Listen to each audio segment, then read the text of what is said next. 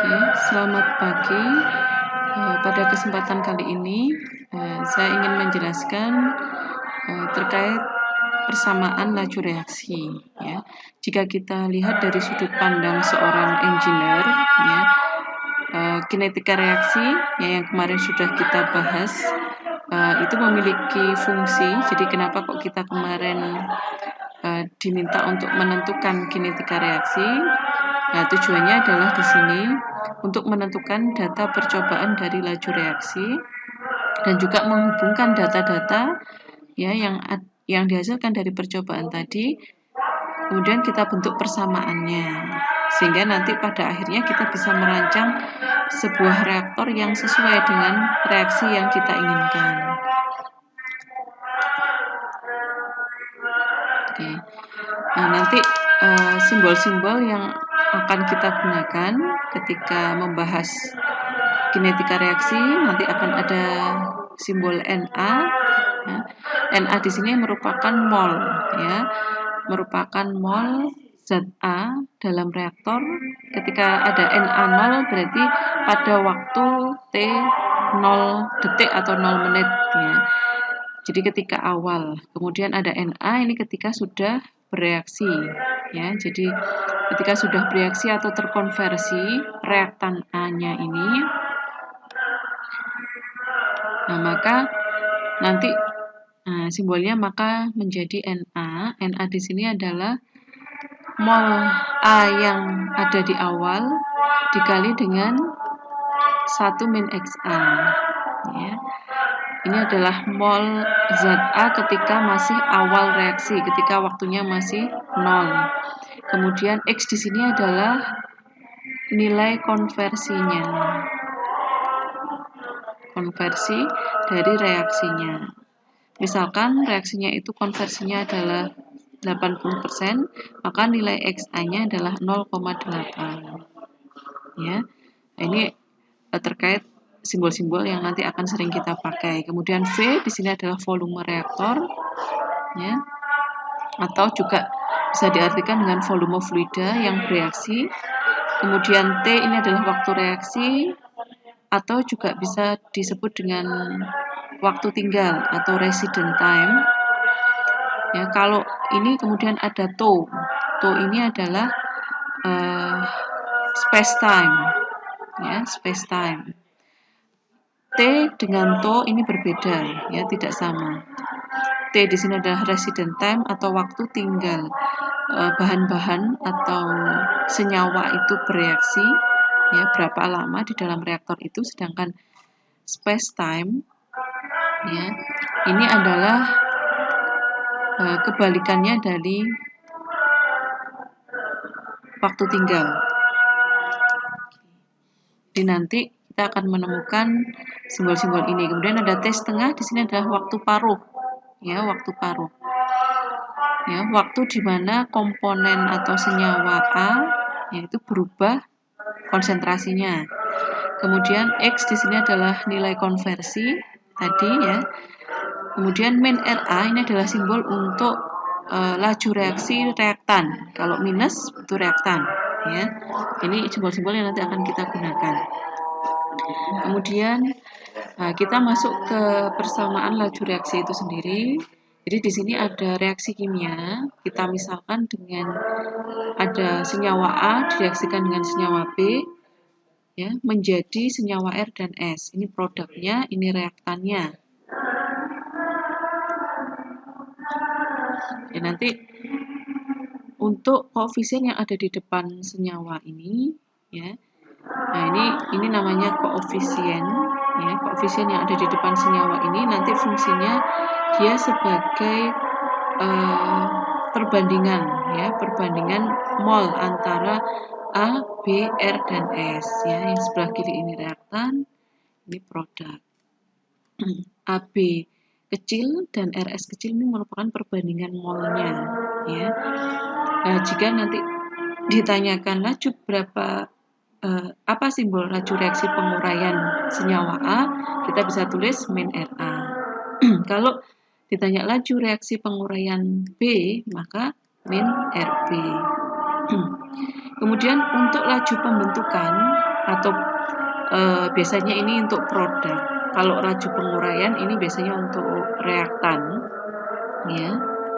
Nah, untuk produk dia nanti tandanya positif. Jadi laju reaksi pembentukan R itu plus RR. Laju reaksi pembentukan S maka nanti plus RS. Seperti ini nanti ketika kita ingin membuat simbol untuk laju reaksinya. Kemudian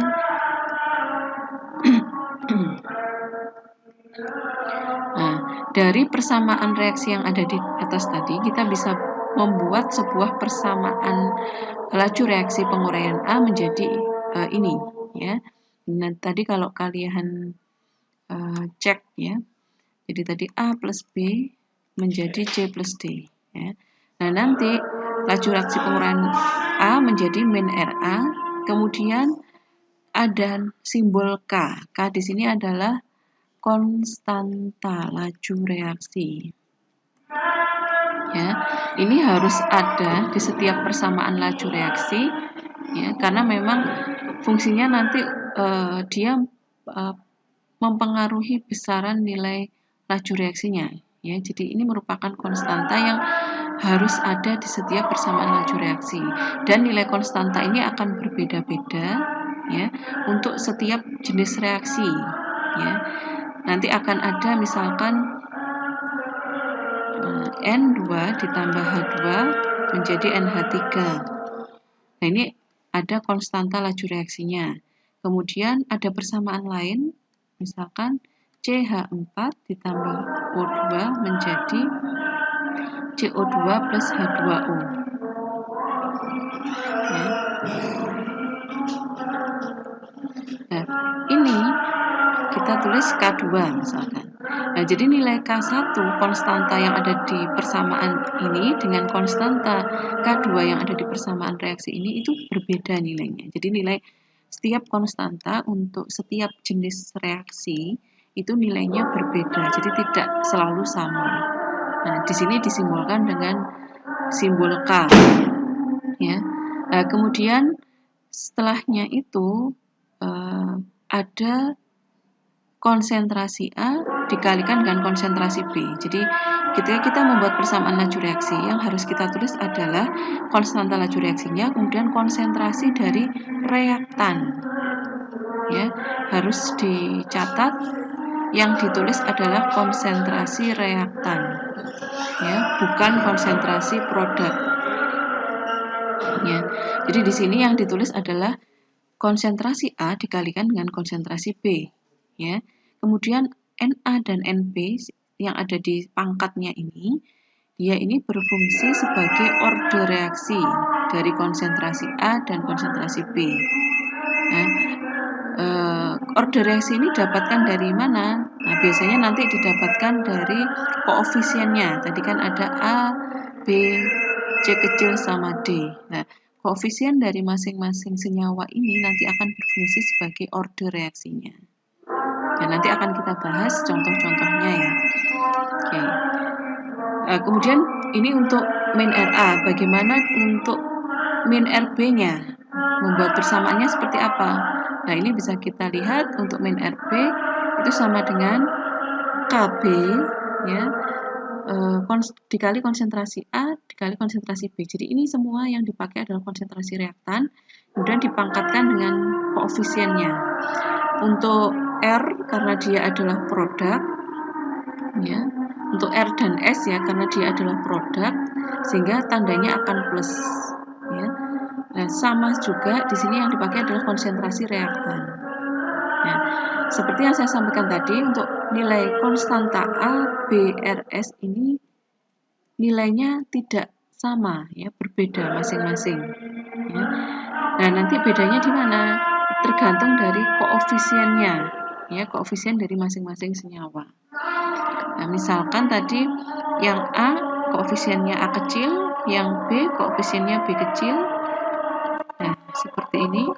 Dan nanti nilainya KB, ya, konstanta penguraian B, ya, konstanta laju reaksinya, itu akan merupakan perbandingan koefisien senyawa. Jadi B per A kali Ka. ya. Kemudian untuk KR juga, maaf ini R dan S ya. Untuk KR ya, untuk KR maka R dibanding A terhadap KA. Jadi cek di sininya terhadap apa. Kalau misalkan terhadap KB, maka nanti KA sama dengan A per B kalikan KB. Kalau KR berarti R per B kali KB. Nah, seperti ini. Jadi tergantung ininya terhadap apa? KA kah, KB kah, nanti atau KR ya. Jadi nanti perbandingan dari konstantanya adalah kalau yang ditanya KB berarti B per A kali KA. Kalau KR berarti R per A, kalau KS berarti S per A kali KA. Seperti itu. Nah, kemudian itu kalau dari segi konstanta, perbandingan konstantanya. Kalau dari segi perbandingan laju reaksinya, ya maka bisa kita tulis juga hampir mirip dengan konstantanya ya. Hampir mirip dengan konstantanya.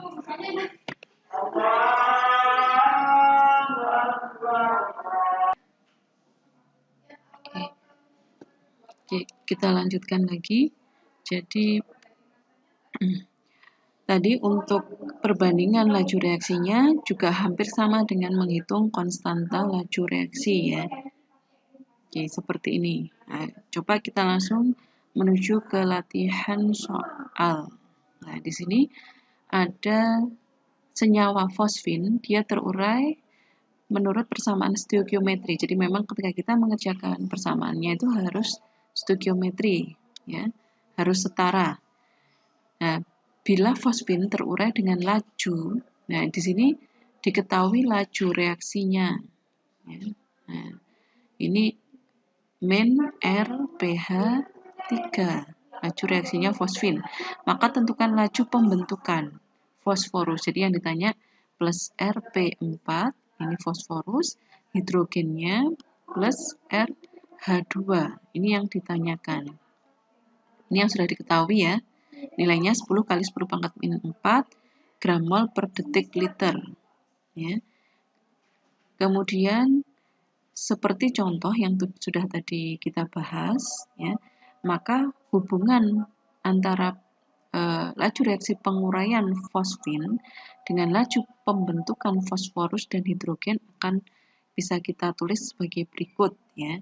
Untuk laju penguraian fosfin, ya, itu sama dengan dia adalah 2 kalinya laju pembentukan fosforus. Nah, kita lihat kok bisa 2 kalinya, karena kita cek dari koefisiennya, perbandingan koefisiennya. Jadi kalau pH 3 di sini, fosfin di sini 2, fosforusnya 1.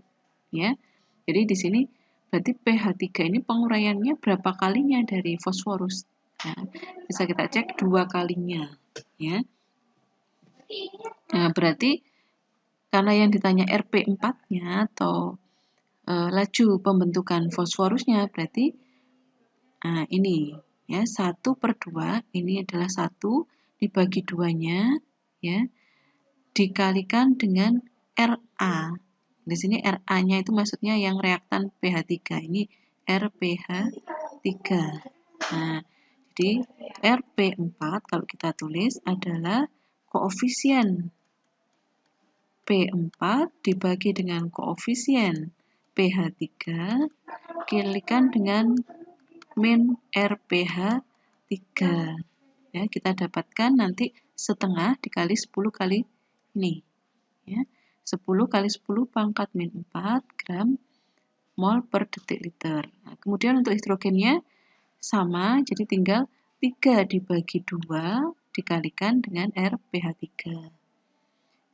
Jadi kita sudah dapatkan laju pembentukan fosforus, laju pembentukan hidrogen. Ya. Oke.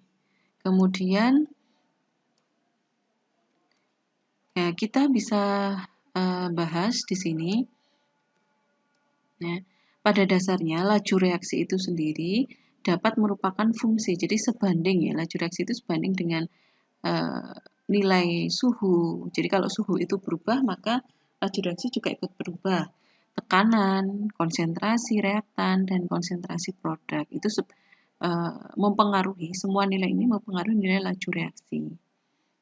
Ya. Oke.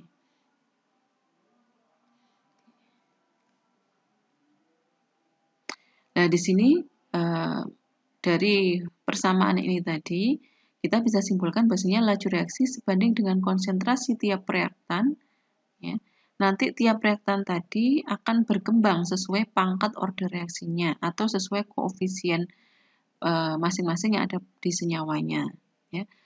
Untuk reaksi dengan molekularitas kurang dari 3, maksudnya adalah reaktan yang terlibat di situ adalah 1 atau 2, ya, maka reaksinya itu akan bersifat elementer, di mana order reaksinya itu adalah sama dengan koefisien pada persamaan stoikiometri. Jadi, apa yang saya sampaikan tadi itu berlakunya hanya untuk reaksi elementer, ya, di mana reaktannya itu hanya mengandung 1 senyawa atau 2 senyawa. Ya. Tapi untuk reaksi yang bukan elementer, maka nilai order reaksi itu tidak akan sama dengan koefisien persamaan stoikiometri. Ya. Ya. Nah, di sini nanti kalian akan menemukan apa itu reaktan pembatas atau limiting reaktan, ya, apa itu excess reaktan. Ya. Oke. Nah, di sini order reaksi itu adalah pangkatnya, pangkat dari konsentrasi. Ya. Nah, ini kita misalkan ada sebuah reaksi unimolekuler. Maksudnya di sini adalah molekul yang bereaksi, ya, satu masing-masing. Ya, seperti yang ada di sini, A plus B plus C menjadi D plus E plus F. Di sini ada konstanta laju reaksinya. Ya.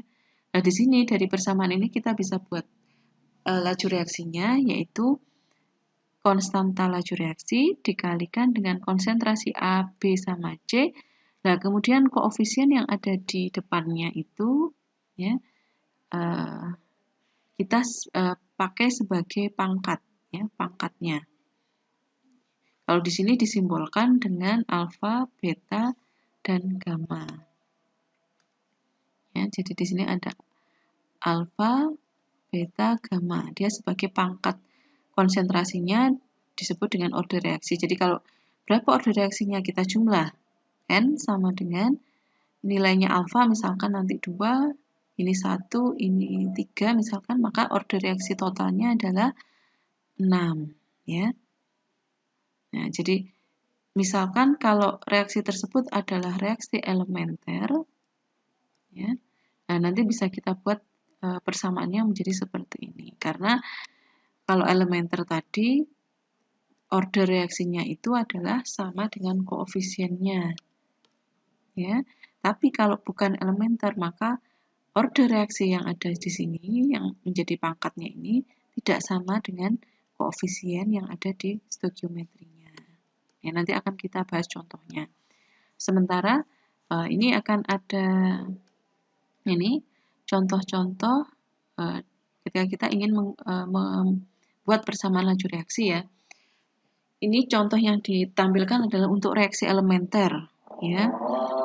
Untuk reaksi elementer di sini diketahui bahannya adalah senyawa A, reaktannya adalah senyawa A yang memiliki koefisien 2. Nah, ini merupakan molekularitas 1, molekularitas 2, ya. Nah, jadi kalau 2A menjadi R, nah di sini ada konstantanya juga laju reaksi. Kemudian maka kita bikin main RA-nya adalah konstanta laju reaksi dikalikan CA. Karena reaksi elementer, ya, karena tadi dia adalah reaksi elementer, sehingga koefisiennya di sini kita pakai sebagai pangkat. Ya, jadi ini min RA sama dengan K kalikan CA kuadrat. Kalau misalkan ini 3, maka ini pangkat 3. Nah, seperti itu kalau ingin membuat persamaan laju reaksi. Nah, kalau ini A plus 1,5 B, nah maka persamaan laju reaksinya menjadi K kali CA kali CB pangkat. Nah, karena A-nya kan pangkat koefisiennya 1, jadi ini pangkat 1, ininya 1,5, jadinya ini juga 1,5. Ya, jadi konstanta laju reaksi ini ditentukan dengan dasar limiting reaktan atau reaktan pembatas. Ya, sehingga nanti laju reaksi untuk reaktan lainnya seperti reaktan B maupun untuk produk R ya akan dapat dinyatakan. Nah, ini ada persamaan reaksi yang lain lagi. A plus 2B menjadi 3D plus 2E. Nanti ketika kita bikin persamaan laju reaksinya akan menjadi seperti ini. Ya. Nah, jadi untuk min RA-nya ya jadinya min seper V karena memang laju reaksi itu adalah mol dibagi volume sama waktu. Ini adalah rumus untuk laju reaksi. Jadi molnya A minus ya karena dia berkurang reaktannya. Kemudian dibagi volume, bisa volume fluidanya atau senyawanya, bisa juga volume reaktor ya. Kemudian dibagi dengan waktu. Ya. Dan ini juga bisa, model ini juga kita bisa rubah menjadi model persamaan ini perkalian konsentrasi ya. Jadi ada konstanta laju reaksi dikali konsentrasi A dikali konsentrasi B, di mana B ini pangkat 2. Nah, untuk RB juga seperti itu, KC kalikan CACB ya, sama. Kemudian untuk produk laju pembentukan D, maka dia tandanya plus ya, karena bertambah ya. Kemudian konsentrasi yang dipakai tetap konsentrasi reaktan ya, CA sama CB. Bagaimana untuk yang E? Yang E juga sama, jadi nanti yang dipakai konsentrasinya adalah konsentrasi reaktan. Nah, seperti yang sudah ditulis di sini, maka nilai RA, RB, RD, RE ini tidak sama. Kenapa? Karena nilai KC-nya pun berbeda-beda ya. RA, RB, RD, RE juga nggak sama.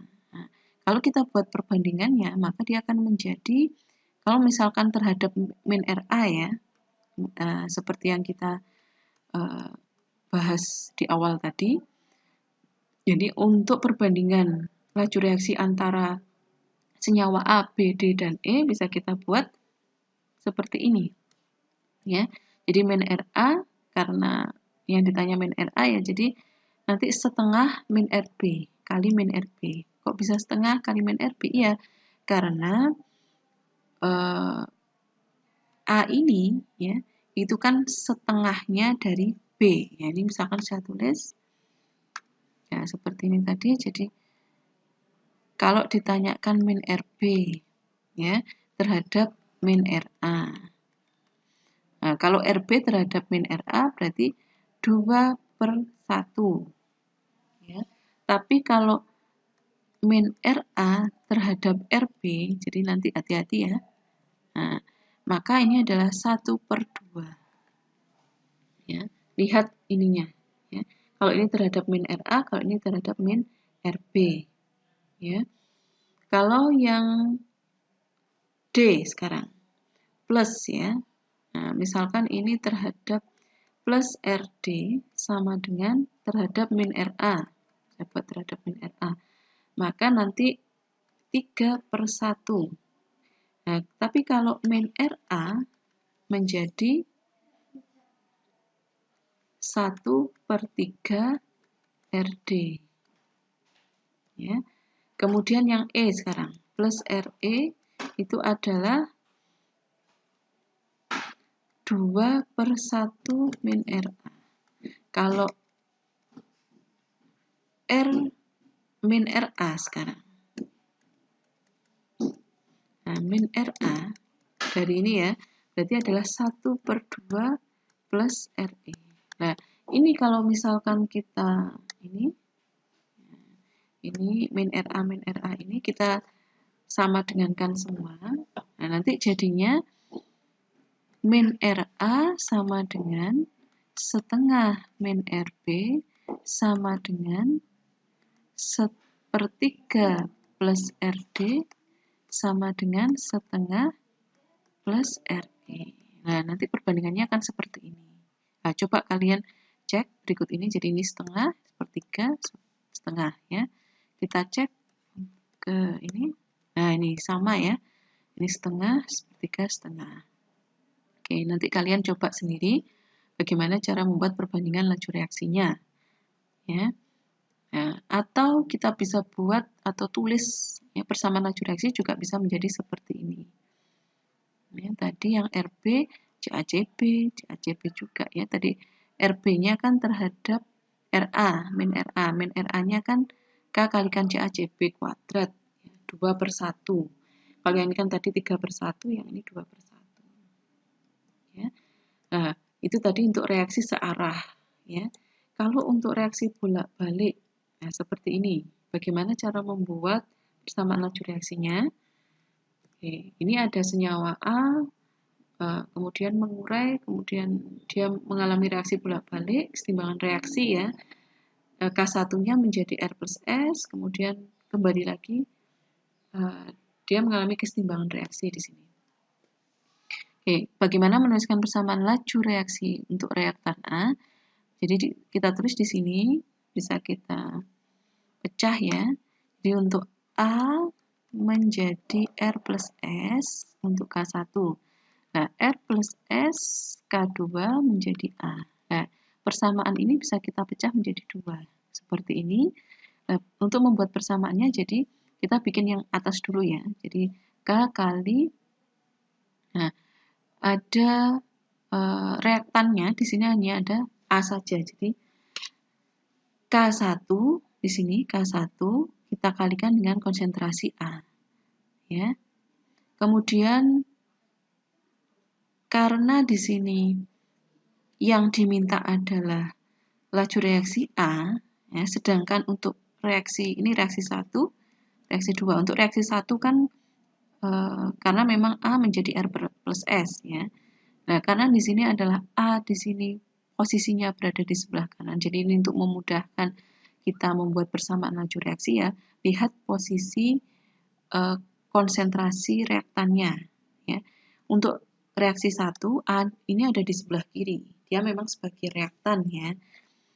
Karena yang ditanya juga A itu sendiri di sini ya, maka di sini dia akan tetap K1 kali CA ya. Tapi ketika yang ditanya A tapi posisinya A itu ada di produk di sebelah kanan, maka nanti tandanya akan jadi negatif. Ya. Di sini negatif. Ini tetap negatif ya karena dia adalah reaktan. Nah, cuman untuk membuat persamaan laju reaksi yang reaksi kedua, karena reaktan ada di kanan, berarti kita tulis negatif karena kebalikan posisi ya.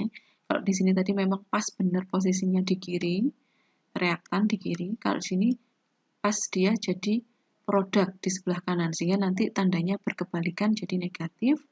K2 kalikan reaktannya R plus S. Nah, seperti ini. Ya. Oke. Kalau reaksi ke kanan itu bersifat unimolekuler, reaksi ke kiri ya, ini yang kedua bersifat bimolekuler, ada 2 reaktannya. Ya, oke, kita coba lanjutkan contoh yang lain. Nah, ini lebih panjang lagi. A menjadi R, R menjadi S menjadi T, tapi ada kesetimbangan reaksi, reaksi bolak-balik. Ya. Yang ditanyakan di sini adalah min RA-nya. Berarti yang kita lihat cukup yang A menjadi R saja. Jadi tergantung yang ditanyakan. Jadi nggak perlu kalian kemudian membuat semua laju reaksinya. Tinggal yang diminta apa dulu. Kalau yang diminta laju penguraian reaktan A, berarti min RA. Sama dengan ini tadi kita bisa uraikan A menjadi R menjadi A, ya kan? K1, K2. Karena ini bolak-balik ke kanan sama ke kiri. Nah, kita bisa buat jadi K1 kalikan CA. Di sini dikurangi karena A-nya berada di sebelah kanan ya. Kemudian K2 kalikan CR-nya. Nah, sekarang coba kalau misalkan yang ditanya bukan A, yang ditanya R. Nah, sekarang yang ditanya R. Ya, berarti yang kita lihat ini. Yang kita tinjau adalah, wah, ada 2. Jadi AR, RS. Jadi nanti ada tambahan lagi R menjadi S menjadi R. Ini K3 sama K4. Nah, kalau ditanya min RR, cara mengerjakannya seperti apa? Ini saya tulis di bawah sini ya. Jadi min RR. Nah, nanti kita tulis lagi seperti, kita coba cek di sini min RR-nya. Karena R ada di kanan, berarti kita tulis dia negatif ya.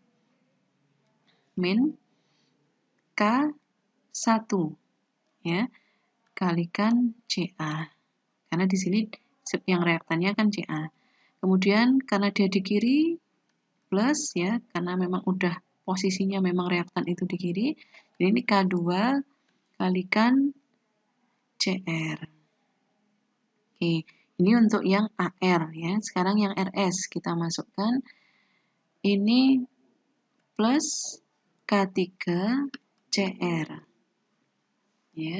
Kemudian untuk R di kanan berarti min K4 CS. Nah, ini untuk persamaan laju reaksi yang R. Jadi lebih panjang lagi. Ya. Untuk yang S juga seperti itu, akan panjang seperti ini. Untuk yang T, karena yang terlibat reaksinya hanya ini, jadi cukup singkat seperti ini. Oke, ini untuk yang RR ya. Kalau RS sekarang, RS, nah, coba kita uraikan satu persatu. Untuk yang RS, yang terlibat adalah ini K3 K4 sama K5 K6 ya. Sehingga kita buat, karena S-nya ada di sebelah kanan, sehingga min K3 ya, kemudian CR.